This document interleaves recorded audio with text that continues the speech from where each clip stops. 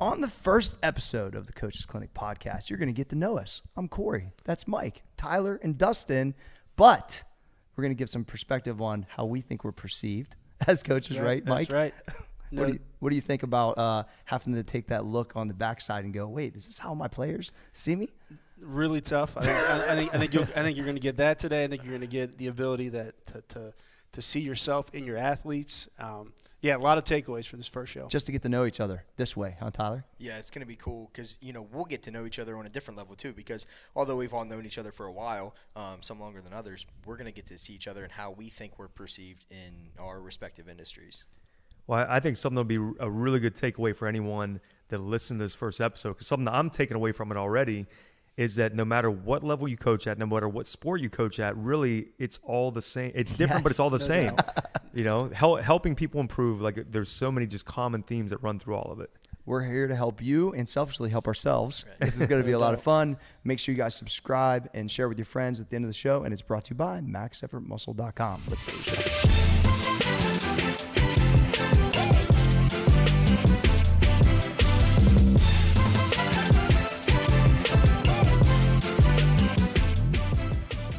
Welcome to the Coaches Clinic podcast. I'm Corey Gregory. That's Mike Deegan, Tyler Treadway, and Dustin Myers. So, guys, this is episode 1. We're going to have young coaches, old coaches, new coaches, people who think about coaching to learn from our experiences from training, baseball, soccer, wrestling, lifting. There's a wide variety going on here. What do you think, Coach? Well, everyone's coach. What do you think, Mike? Yeah. I call him coach in the gym. Yeah, exciting. I think we've talked about this for a long time, and we're just hoping we can share some stories and bring some guests in at times to learn and grow. And I think for us, being able to have these conversations will sharpen our swords a little bit as well. So Facts. It's going to be a lot of fun. Treadway?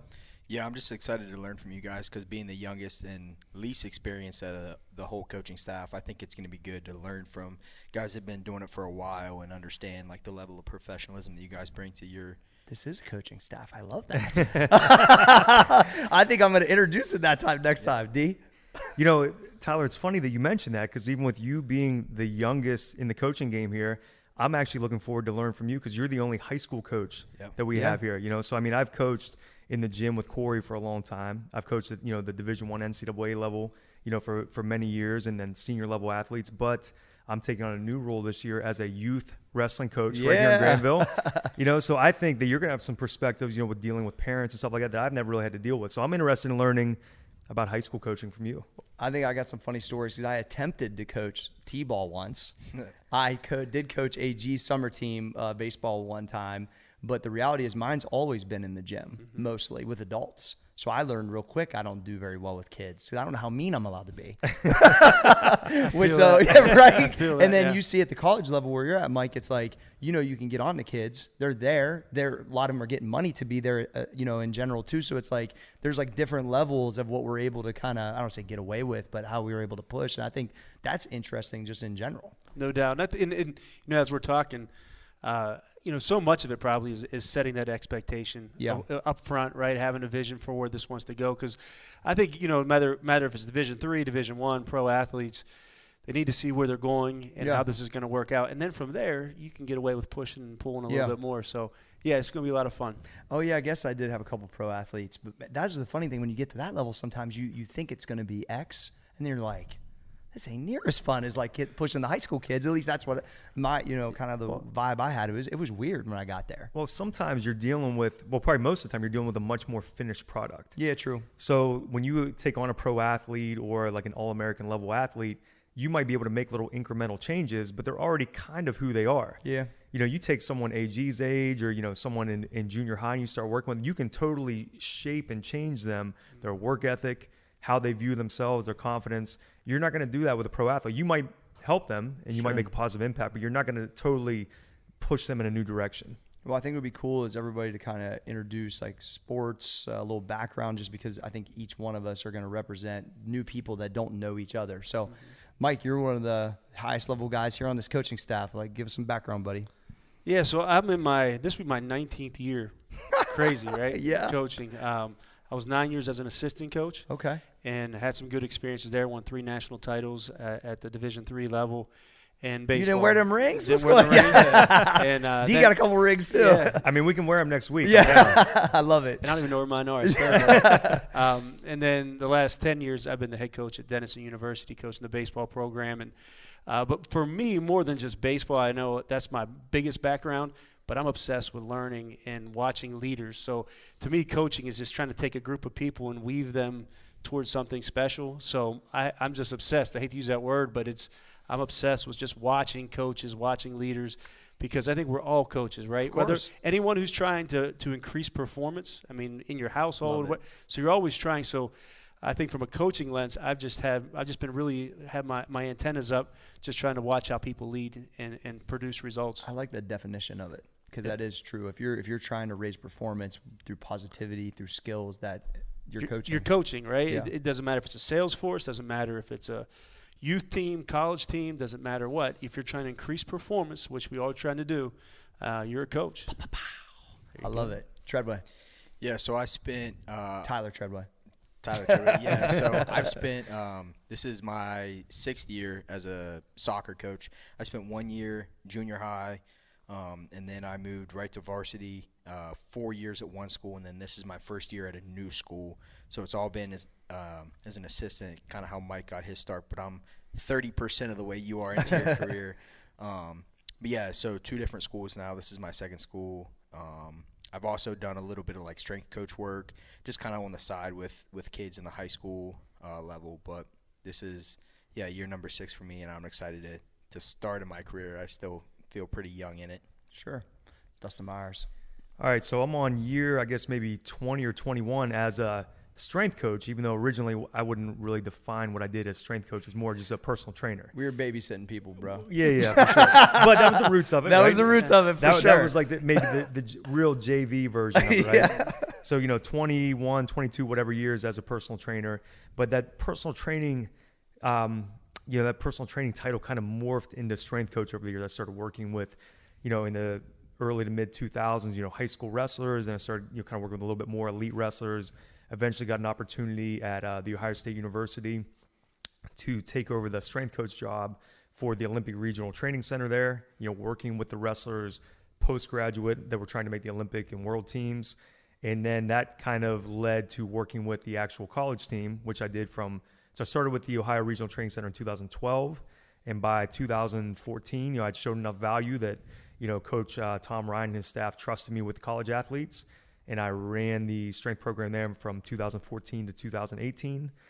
During that time, we won the first and only team NCAA title at Ohio State Wrestling and 3 Big Ten titles. And I think, I'll have to check now, but I think there's been 12 4-time All-Americans in the history of Ohio State Wrestling. And I've worked with every one of them at some capacity in their careers. So, yeah. And cool. I saw you on ESPN when you guys won the title, and that was awesome. That was probably cool. one of my most proud friend moments. Yeah. I'm like watching SportsCenter, D's there with the trophy and all the guys. I was like, this is so great. The funny thing was when that happened down there, we're on the floor, we're all ecstatic. I saw the camera. I thought it was like the local news. I thought it was not when you're winning that player. No, I thought it was like the local, like St. Louis, because it wasn't like they just had like a little camera, just one guy. Yeah. I would have never thought it was ESPN. Well, yeah, my phone started blowing up. People were sending me like pictures of their TV. Yeah, it was so dope. Yeah. Now the one funny thing about this is, the lighting on TV is a little bit different. I wore like my gray suit with a red checkered shirt because it's like, and I knew we were going to win. We already had it locked up before the finals. I was like, I'm going to be down there, pictures, all that stuff. Scarlet and gray for the Buckeyes. Well, on TV, for some reason, my red checkered shirt was purple. It looked purple. So I was literally getting texts and they're like, why did you wear a purple plaid shirt? I remember that. I was like, it wasn't purple, just the lighting of it. So what a cool moment, though. Super cool. When you guys won the national title in baseball as an assistant, because you haven't done it as a head yet, right, Mike? Obviously, that's on. I know. I already know. But talk about that real quick. Is that was the first one?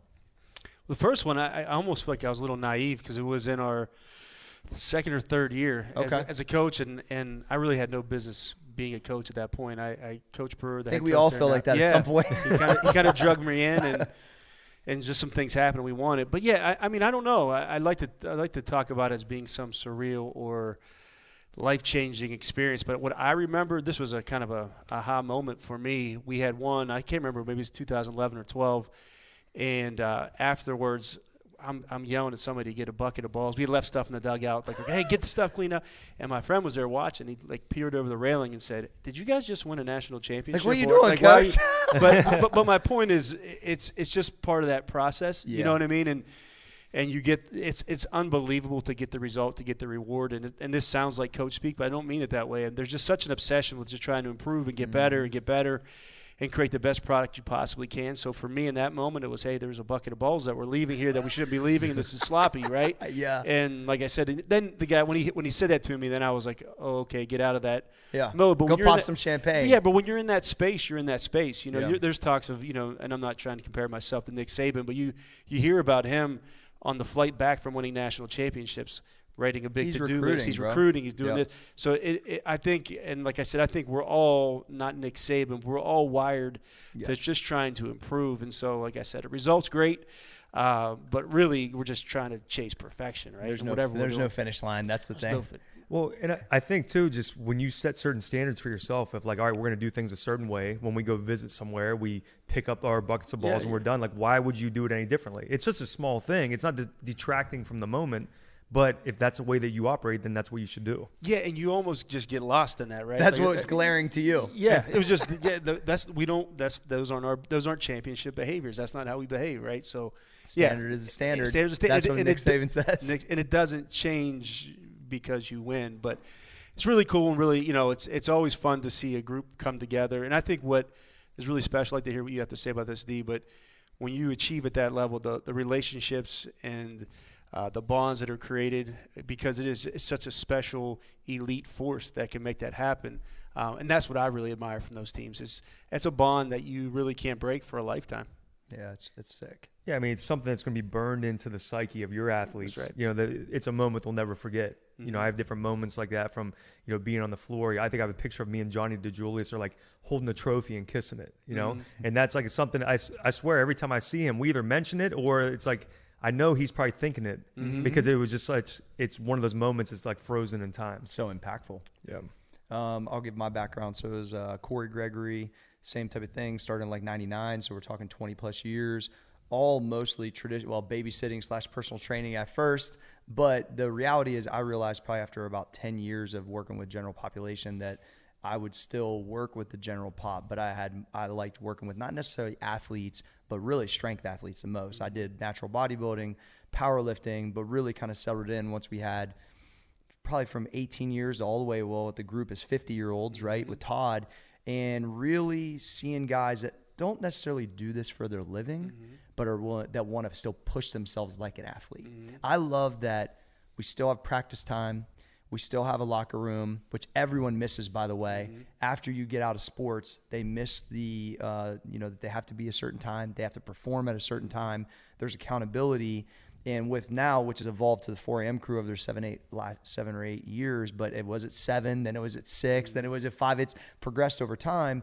But I've been essentially the leader of maybe it was 1 or 2 guys, now up to 20, to try to push this group and really get after them and try to challenge them. And so I've really enjoyed. I'm coaching a lot of people online now, and I would say it's general population plus that are still there are a lot of ex-athletes that are trying to still push themselves.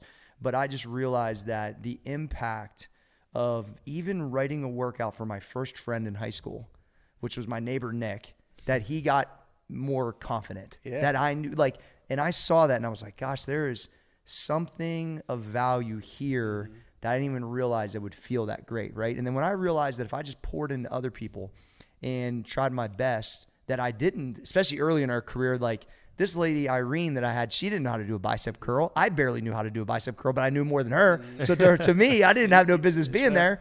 But at $20 an hour, I'm like, I'm your coach. I mean, so I think that I did really enjoy coaching, like actual team, mine's a team, but team sports. But I just realized I think that individual / team of adults is definitely more my kind of lane. Like I said, younger people, I had a hard time because I didn't know how I'm not their dad. So I feel like that, like I have a weird spot there of how that goes. And I think even with the high school level, I think I did better. But I think that by nature, I'm a nice guy, but I'm pretty serious and aggressive, and probably like I'm a little bit too vulgar. Maybe my language, it just works better with adults that like to move heavy iron. And I found my lane there. So I think that I've really helped a lot of people, I think, with content of life coaching, even just on accident, because that's what I'm always pursuing. So I'm looking to learn of all these different age groups, how I can, get better as a coach, but then also the kind of things that I've seen, that I can kind of get on this mic just from all the years of dealing with people. It's funny, as someone who got brought into your crew, the 4 a.m. crew for a little while, and coaches maybe listen to this, that was really impactful for me as a coach, because I like to just hear your thoughts on this. But when you get to I have 20 years close to coaching, teaching. You do that long enough, no one really coaches and teaches me, and I don't mean that, you know what I mean? Like you're the one that's setting the plan, setting the agenda, kind of moving on. Yeah. And to go in and be coached again is really, really impactful, right? Because Yeah. you go, sometimes it's so crystal clear to us what needs to be done. Just go do this, or this. But it's hard. Sometimes you would tell me to do things, and I'm like, I can't. My body's not moving like that right now. It's not as easy sometimes as a coach. So it's been a great reset for me to appreciate our athletes and what they go through, cool. right? Because, cool. Like I said, you get to a certain point. I don't know if that makes sense at all, but you get to a certain point where you just assume everyone knows what you're saying. You talk, people try to follow your direction. But this helped me with my language, how to be sharper. And so I'm always evaluating you. I also notice when I get done, a lot of times you send me a quick text, way to go today, right? Just enough to inspire me to get back to the next day. So I'm doing all that just because that's just how we operate, right? Right. But it's coaching, though. Yeah. That little text afterwards makes me go, you know what? I was seen today. I was, even though I'm the rookie of that crew, I'm not as strong as everybody. I'm learning. But I'm seen, I'm valued, and it makes you go, all right, I'm going to come back to the next day, and I'm going to get a little bit better the next day. I think those little things are so big. They really are. And people, I think it's just like follow-up in business. Yeah. It's just all of that relationship building. Like I remember I was like, 2 weeks ago, I was like, Mike, just having you in the building. Because I know you're a high-level performer. That's who we want here. Right. You know what I mean? And yeah, you might not how to do this exercise, but I'm gonna help you when I see it. But you want to be coached on it because you're ready to sharpen up. So that's awesome. And then watching you when I went down to the field one day, I saw this. We were having a conversation. John was in town, right? Coach has got the guys are on a hop, bro. I'm talking. They're on a hop. Oh yeah, 2 claps. 2 claps for our guests. 2 claps to be a good dude. That's they're clowning Mike, like messing with him a little bit. But when it was time for practice, it was hard for him to have a conversation with us because he's so down and he went into coach's mode. But I fucking love it, and I was like, ooh, okay, here's how it operates. It was cool to see him in his environment, and so I think, and that's the same thing. I'm gonna come watch Tyler. When they play home against Granville, I've seen D do a ton of coaching. It's cool to see you guys do your thing in your world. And that's the same thing when I get to watch Dustin and his group. He probably hasn't noticed, but I try to just stay way away because I respect that's work now. Yeah. Right, like you're coaching, you're teaching, so it's not time to go over and say, hey man, let's talk about what. We'll do that later on. But this is his space. And I think that's what you saw with me that day. Is 100%. Yeah, we're we try to welcome you. We try to engage. But then there's that time where it's now we got to go. And I always say I think people, high performers, high achievers, they appreciate, they respect that because it's like, all right, we don't want to be in the way. Get out the way and observe, boy. Yes, right. That's that time. So yeah, you can't learn if you're in the way. That's for sure. That's right. And I think probably what you saw there, you didn't want to engage with him because you want to see his natural flow.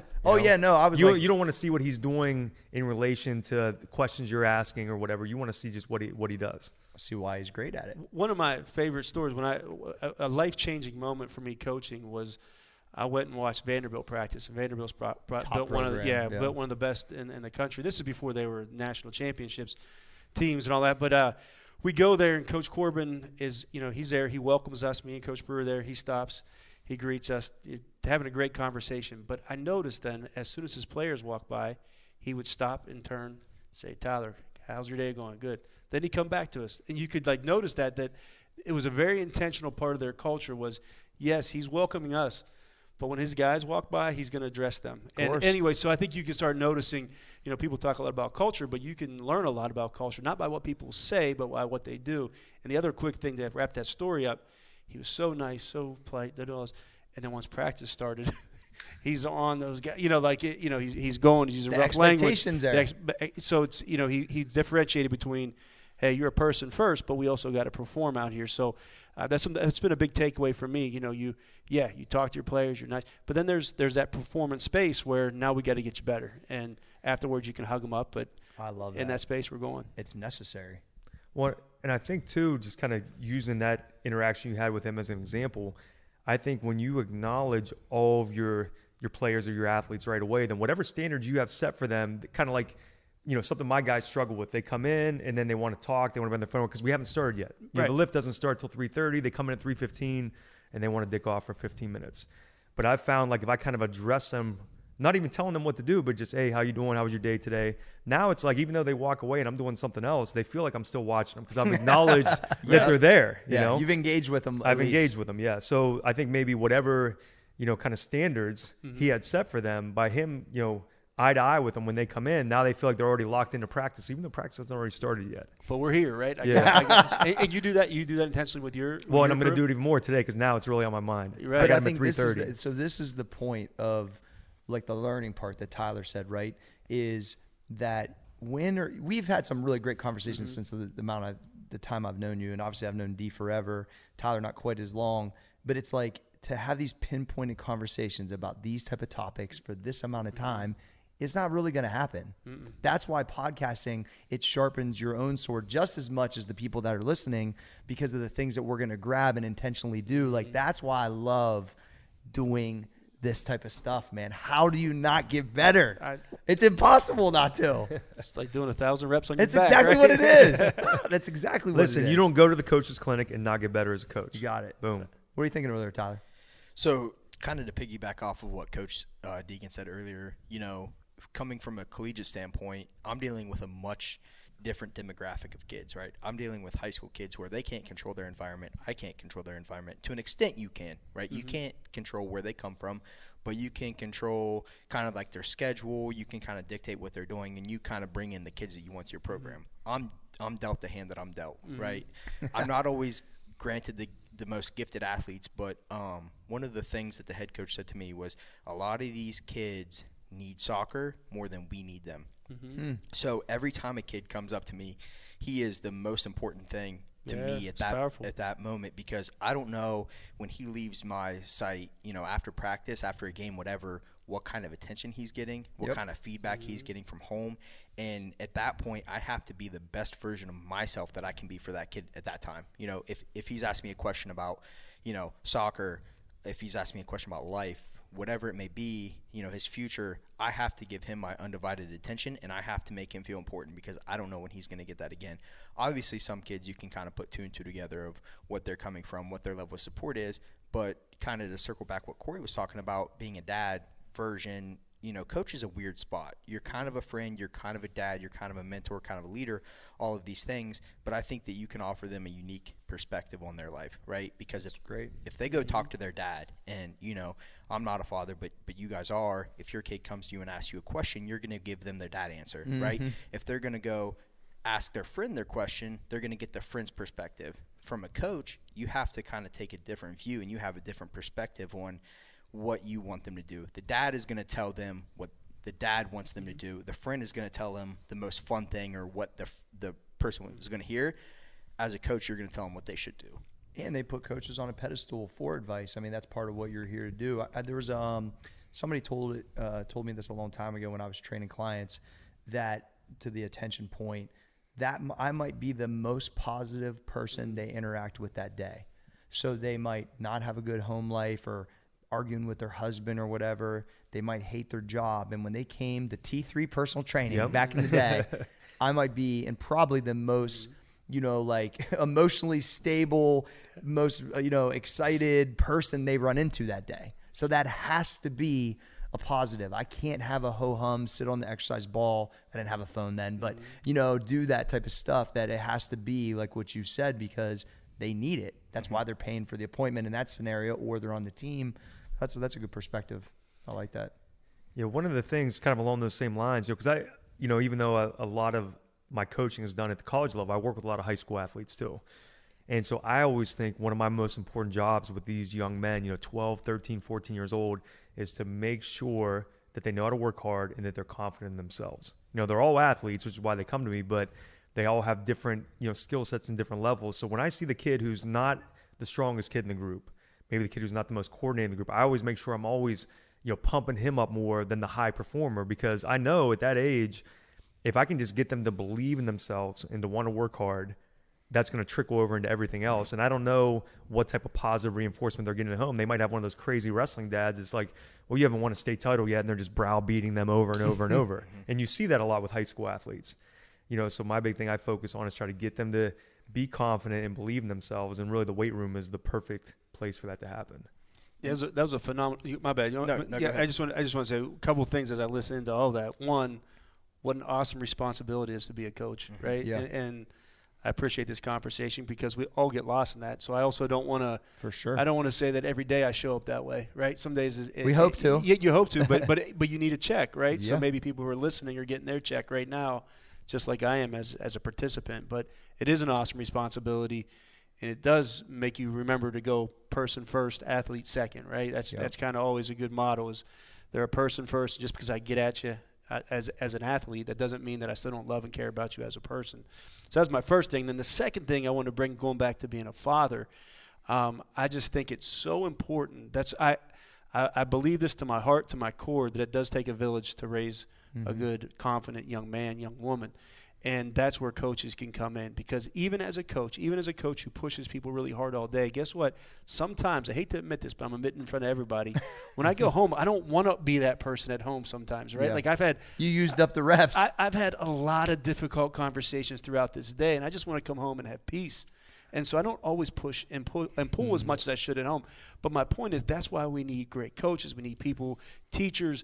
And I really worry about the direction a lot of times of where our society is going, because sometimes those harder edge coaches now, they're getting run out of town, right? Mm-hmm. They're and I don't even mean like the Bobby Knight, Mike Rice stuff. Where not even that level. Yeah. I'm just talking about someone who's direct talking, who's going to hold be accountable. As my son's going to be trying out for the travel team right now, and I can honestly sit here and tell you, I don't care if he makes it or not. If he gets cut, I'm going to go. That's awesome. Yeah. Because now we got some things we put the work in. Let's put some work. Or do you really want to do this or not? Right? Like, to me, that's that chin check moment where you go, all right, now I'm either going to go or not. And if he makes it, I'll be happy as well. I'm just saying, I think sometimes we're so much at effect. We're holding coaches accountable by their playing time, all these things.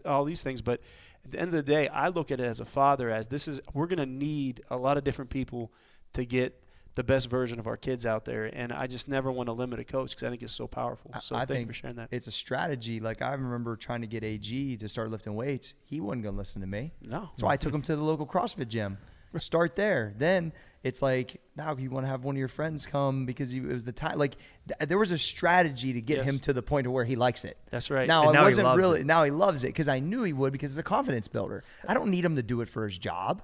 I just need him to take part in it so he can help build confidence as a young man and complement his baseball. And the difference has been massive, because once it comes back to the person, right, I could read his personality.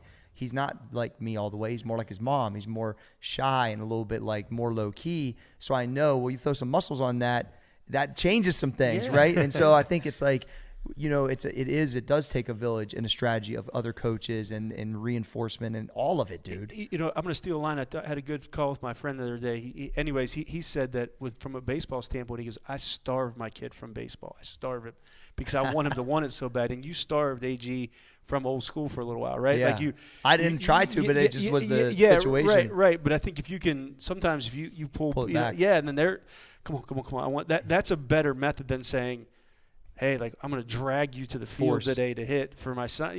No. I mean, at some point, if he's starving for it, he'll go for it. Is it weird that people expect that? What do you mean, as far as to drag it there? Yeah, I won't do that.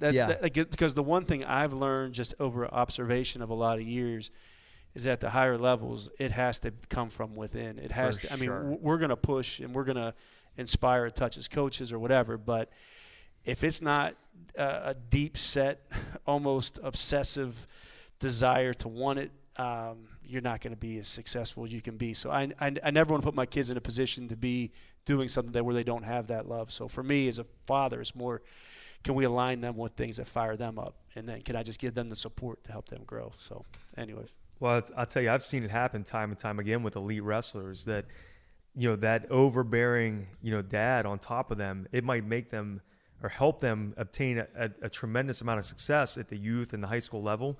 But once they're out from under their dad's thumb, they burn out in college. There's no way, because they didn't develop a love for it. They actually hate it. They resent it, And you got to, because it's going to come. That day's coming where collegiate wrestling has got to be such a sacrifice, right? And if you don't want to do that. Yeah, you can't do it for dad at that point. No. Nobody's going to cut weight, eat like that, train in those crazy rooms if you ain't about that life. Especially when you have options. Yeah. You're on High Street in Columbus, right? Like, you got options. options. Oh, yeah, there's plenty of options. Yeah. But to touch on what you said, that dad, that overbearing dad, whatever, you're offered a unique perspective as a coach, right? So I get asked questions a lot, and I'm like, well, what did your dad say when you asked him? They're like, well, I never asked my dad. Like, you're going to get a kid because they know that you're going to be honest. Well, and they trust you too. They trust you, and they trust you to be looking out for them. There's this weird quote about dogs, and it says, "Oh, where's this going?" I'm following you, Treadway. Go. It says they may just be part of your life, but to them, you're their whole life. And I relate that to coaching because, to me, I have so many other things going on in my life that soccer coaching is just part of it. But for those high school kids right now in that moment, that's their whole life. True. Right? And they don't want to go ask their dad, I have this injury. What should I do? Because their dad might be like, what's wrong with you? We're going to do this. Like, I don't care that you're hurt. Suck it up. You need to play. Because that's what my dad would have said. He'd be you're not hurt. But as a coach, I'm offered a unique perspective, right? And I can say, hey, this is how we're going to address it, and this is how I think we should move forward, because this is your whole life right now, and my only goal is to make you better in your life. And that's where I get to kind of take a step back, look at it, and then offer them a perspective that they might not get from home because their dad's overbearing, or maybe their parents just don't care about their soccer success or whatever it is. I think it's a good segue to how do you think your coaching style is either perceived, or what do you think it's like? How do you how would you tell somebody like this is kind of the way that I operate?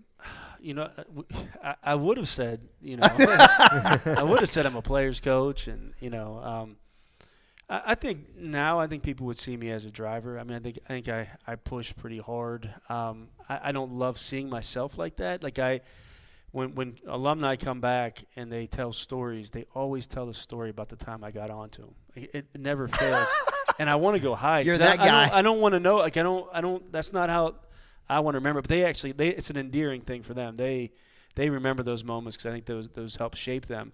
But I don't love that though. But yeah, I mean, that might be the most life-changing thing too. Exactly, and I think that's what you learn is that those are those moments. You, as a coach, you can look the other way, or you can go in there and go at it. And I think the real ones, actually, let's even say the real ones, the kids that are looking for a life-changing experience through sport, they appreciate those moments.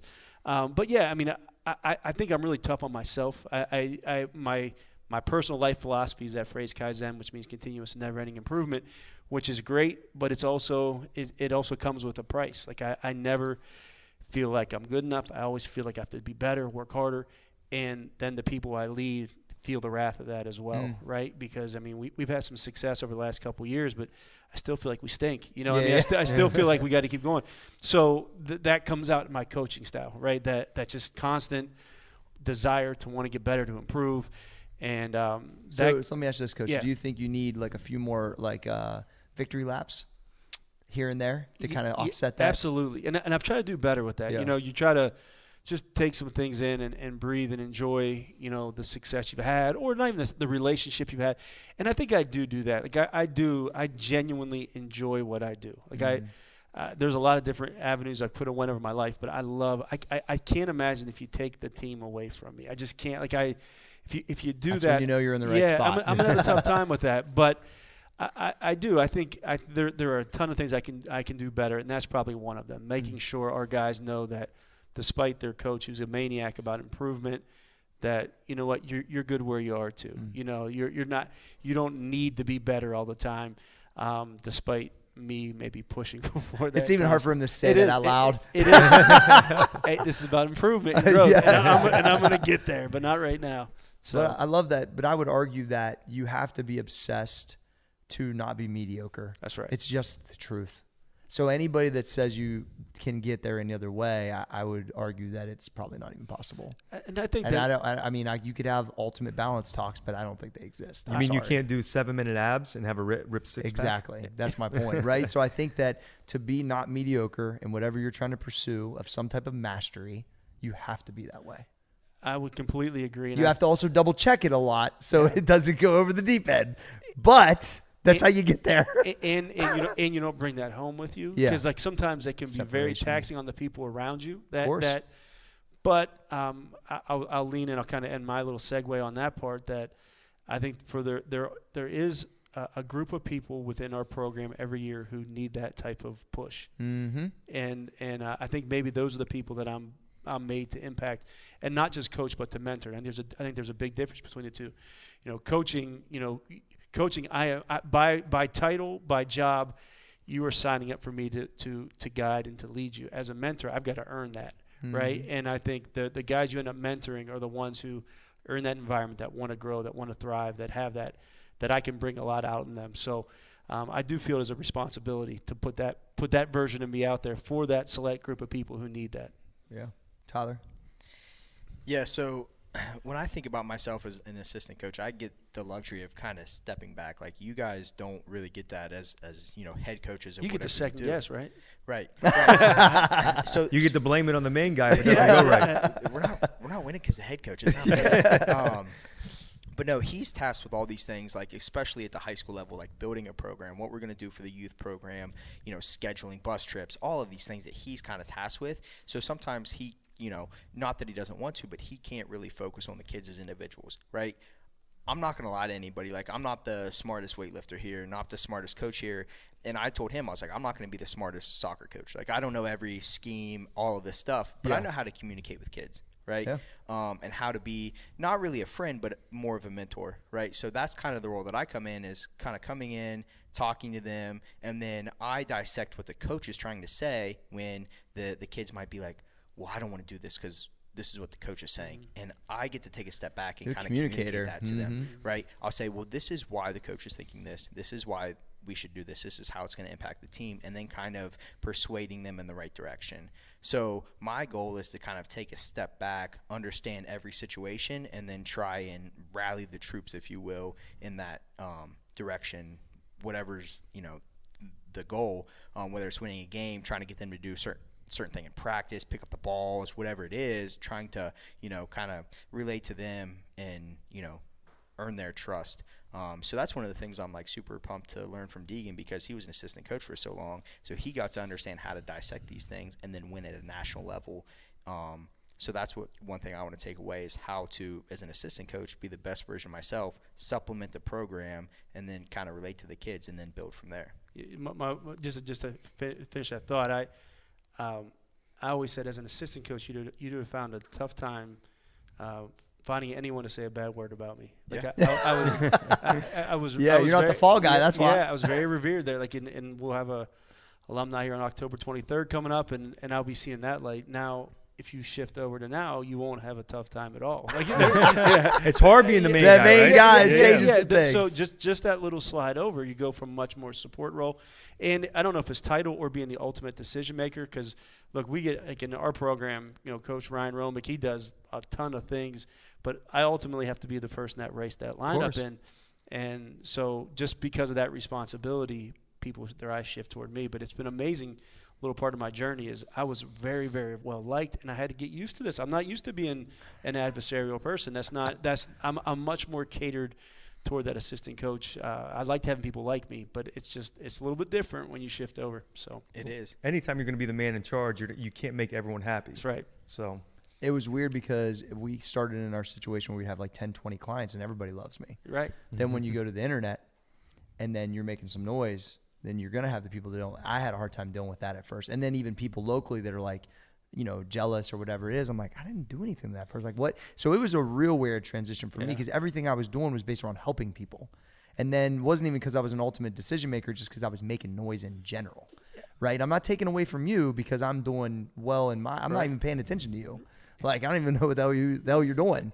But it's like, that transition was really tough for me, which is just because your position grew. You know what I mean? Logically, you would think that people would like you even more because you're helping more people. Yeah. But it's the opposite. It's the opposite. Yeah. Well, how do you guys grapple with that? How I'll start with you, G. I mean, how have you handled that as far as, like you read things about yourself on the internet, or people attack you. I know you've told me there's been some things. So, how do you compartmentalize that? Does it bother you or no? Yeah, so initially, like any other human, I think I'm going to take it in, right? And then I start to go like this. Okay, 2 things. Is this really a regional deal? Is this like something that I would even know about if they didn't live down the street from me? Are they paying my electric bill? I just answer all these really easy questions. And then I go, does this really matter to me? And the reality is it doesn't. Because even when the other business I had was crazy big, I never paid attention to anybody else. So I might be aware of little chirping or things, but the reality is I'll take them in for real quick, even if they even reach me. And then I'll run it through this little washing machine of a couple things and be like, but none of it makes sense. I can get rid of it. Yeah. Yeah. You, D? I mean, I'm sure you've gotten your fair share of shade over the years. Yeah, I mean, probably not as much as G because more people know who he is. You know what I mean? But yeah, so I remember when Instagram and everything first started getting big, I can remember the first few times someone would like hate on one of my videos, or they would like challenge me on my forum or whatever. Like I would for real get mad. I would get offended. I would go back and forth with them. That's what you want to do. That's what you want to do. So and then how eventually, exactly. Yeah, now I just block them. Anytime I see that, I remember from the famous poet Jay-Z, Sean Carter.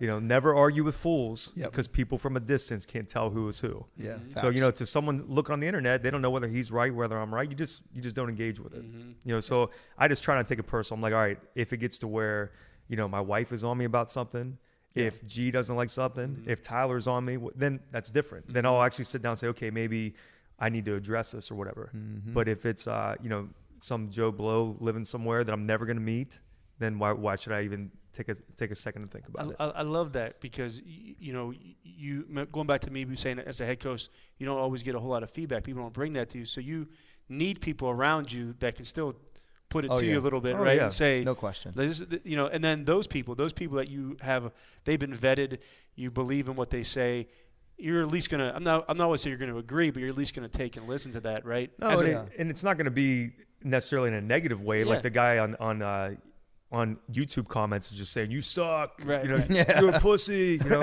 But I mean, I think having people around you that you trust and that you're secure enough that you can handle constructive criticism for is very important. Even with the other stuff that is maybe not, it's meant to like hurt you, I'll still like take it in and go and run it through like, I still can take a piece of that. You know what I mean? So I don't think that it's all just throwaway. I think you can still go, maybe he's like 12% right. I don't think he's 100% right. You know what I mean? So I think that but I try to like make sure it's not going, my whole thing is like not having really any negativity or any type of drama around me. I just cut it out. I'm a hard cut guy. You represent that. We just ain't friends no more. That's it. It's like, I just won't answer your calls. I'm done. And, and if it's business attached to it, I'll find a way to unravel it. And then it's the hard cut. But I think that it's one of those things where if I know it's going to impact it's never a straight line, but if it's taking me off my line, I just don't have time for it. And I'm bad with that in probably like a pretty aggressive way. I've seen it many times. Yeah. And some could call it maybe even heartless, because I understand if it's going to take away from what I think I'm attempting to do, and especially if it's negatively affecting me on a regular basis, I'm just not going to deal with the person. You might not have that luxury with parents at times or something like that, but then it might only be a 4-year thing, and then you ain't got to deal with it. No, what you're saying is powerful though, because I can't let it drag on. No, because when you do, you end up you start telling some stories in your head. It's rent space. And rent space, and it's just an energy drain, right? I got no time. You're just done. And next thing you know, you find yourself going home and talking to your wife about, can you believe it? And you're like, wait a minute, like this is not, instead of just getting rid of it. And I think about this too as a dad. All right, I could be having this conversation with my wife about something that really doesn't make any sense, and it doesn't have it's not helping us build anything. Or I could be taking that time to throw football with my kid. Right. Because that's really impactful. Yep. Right. So I try to match it up with really like small things that are more meaningful, and if I can just rationalize it like that, then it's easier for me to kind of push it out. D, how do you think, back to this, people perceive you as a coach, or how do you perceive yourself?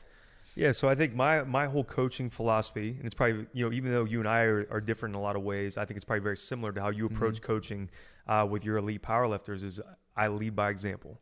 Yep. That's my main thing. So I think I always, I've always enjoyed training, obviously. And then, I used to train with my athletes kind of here and there. But as I started training, more and more, elite level wrestlers. And once I was down at Ohio State, where I graduated from, but had never even sniffed the wrestling room, I'm in there and I'm like, all right, these other coaches, we got Terrell Delagna, we got an Olympian, we got, Tom Ryan, Big Ten and, NCAA Coach of the Year, Jay Jaggers, multiple time national champion. How do I fit in with these guys when I was a very average high school wrestler? How can I get these kids who are, 20, they're kids, 18, 19, 20, 21 years old, but they're the cream of the crop. They're elite level athletes. How do I get them to respect me when I was like, so beyond their, below their level athletically? And I thought, you know what?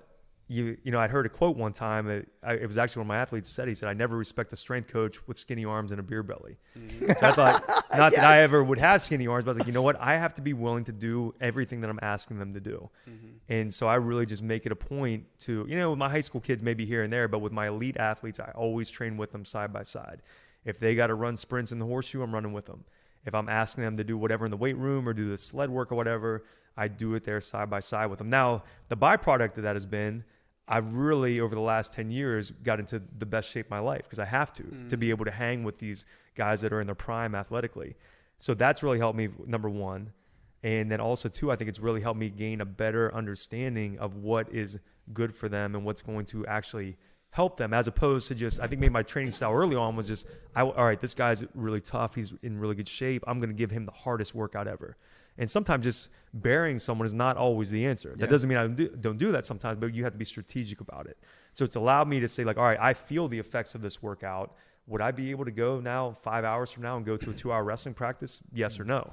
And that's kind of the thing. And it was a hard thing maybe at first to accept, like, all right, even though what I'm doing with them, this is the highlight of my day at Ohio State training Reese Humphrey. Really, Reese Humphrey's most important thing is his wrestling practice at 2:30. Yeah, because he's getting ready for the World Championship. So that's just awesome awareness, Dustin. Yeah, you have to realize what I do has to complement what they're doing, or in reality, it's not helping them.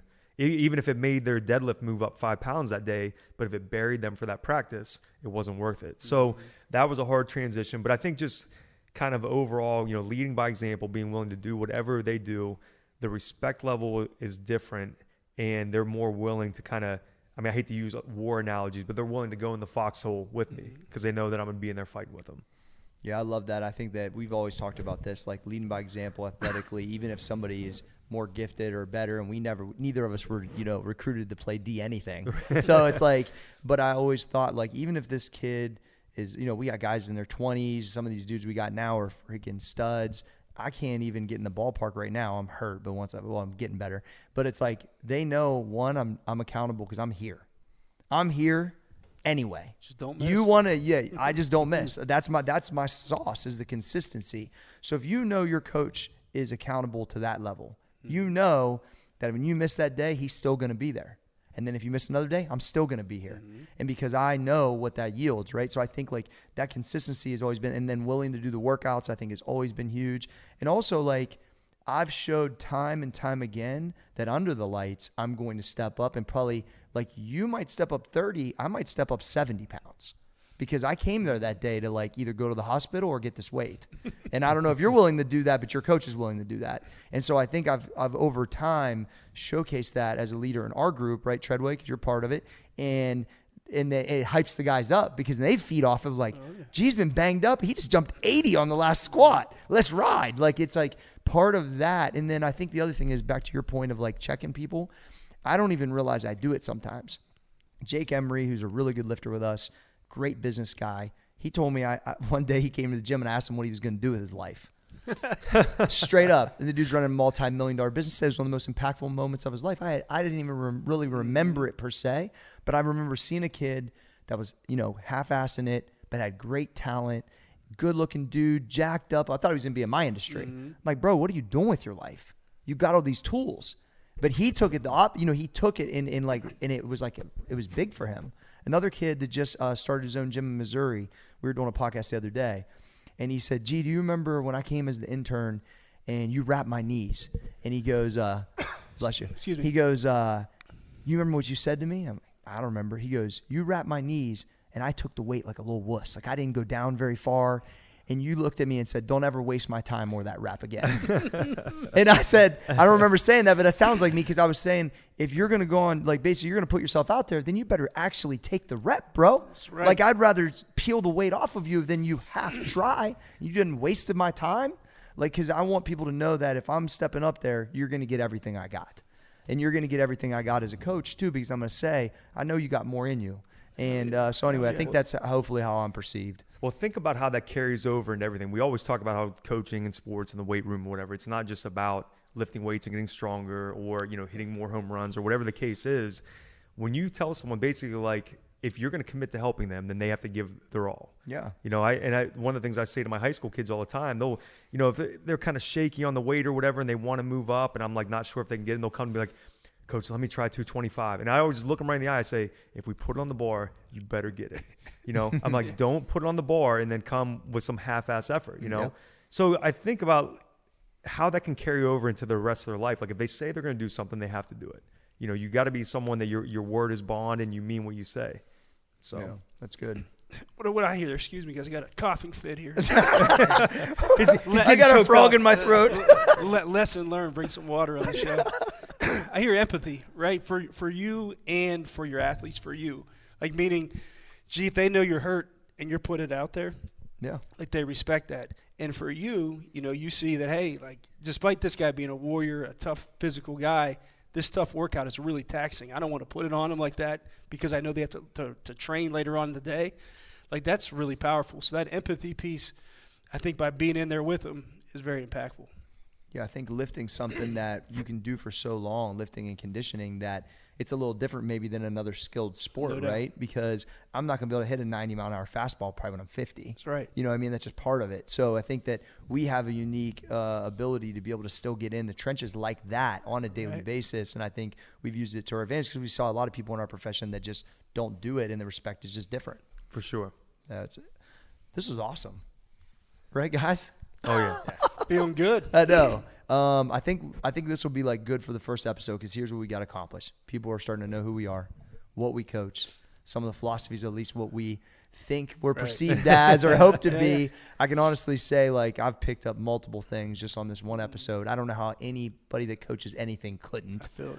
And I know that something's got the sauce when you look forward to it every week as a participant. That's right. And I know I will for this for sure. Well, I think any coach, I think you really hit it on the head. Any coach that listens to this, doesn't matter. They might not coach wrestling. They might not coach soccer, baseball. They might not even be a weight room coach. I mean, you could be a track coach and listen to this and you're going to take something away from it. Because really, we're all, like you said, talking about improving people, improving performance. And that's really what it's all about. Sick. Any last thoughts there, Mike? No, good stuff, fellas. This is going to be good. This is going to be really good. And I would just echo that last comment. Yeah, anytime you're trying to increase performance, parent, coach, sales force, I think this may be the spot.